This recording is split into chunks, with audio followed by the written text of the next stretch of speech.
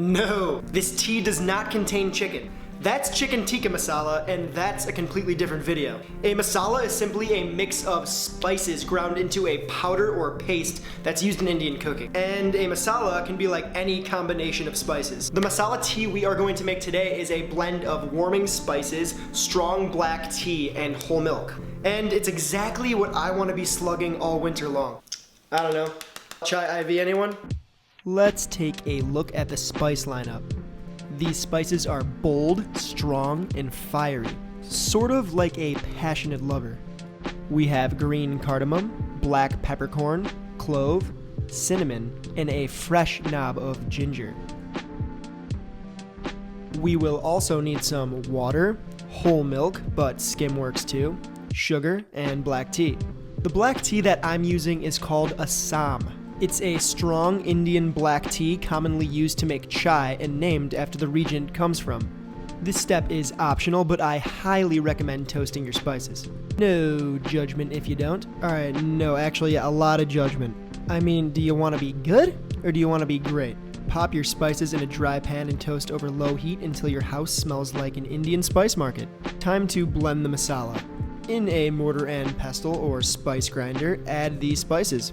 Bash the spices until they crack, then swirl them around to form a powder. Now is that time to release all of the hidden inner rage you so desperately hide from your friends and family. The masala doesn't have to be finely ground. It looks like our ginger didn't get much love from the toasting process. There's only one thing to do.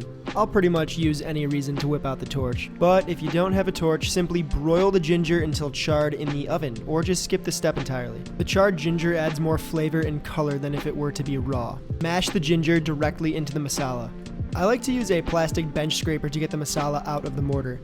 These things are amazing, cheap little tools that I highly recommend to everyone. Next, drop the chai masala into a medium dry saucepan. Add the black tea, water, and milk.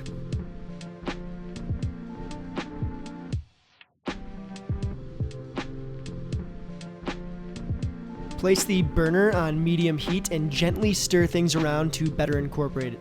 At this point, the chai will look super white and unappealing, but don't worry, the color will darken and deepen as the tea warms up.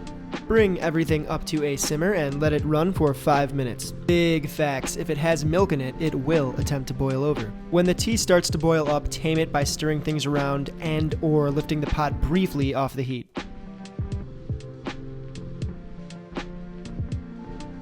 After the 5 minutes has elapsed, stir in the sugar and kill the heat. I mean, just look at that color. Absolutely gorgeous. Delicious.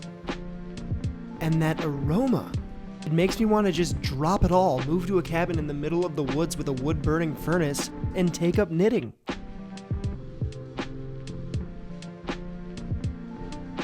To store, strain your chai in a sealable container and pop it in the fridge.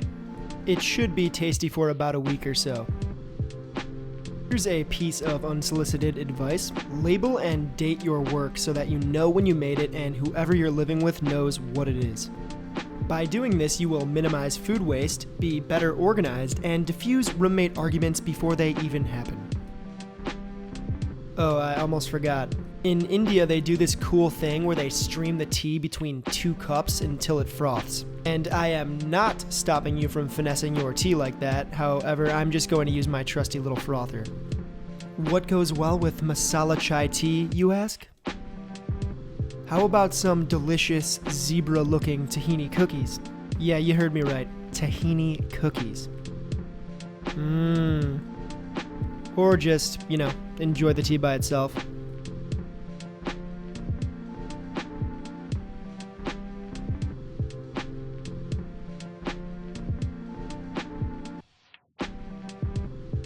See, how simple was that? And at insert commercial coffee chain of choice here, they're gonna try to charge you like 7 or 8 bones for something like this. And that's just $7 that you can invest in stock to take advantage and capitalize off the people who have not seen this video. Which totally reminds me, if you are planning on making your own chai and like this video, learn something, any of that, please be sure to like this video. And if you've made it this far, consider subscribing. All right, that is enough YouTube guys stuff for me.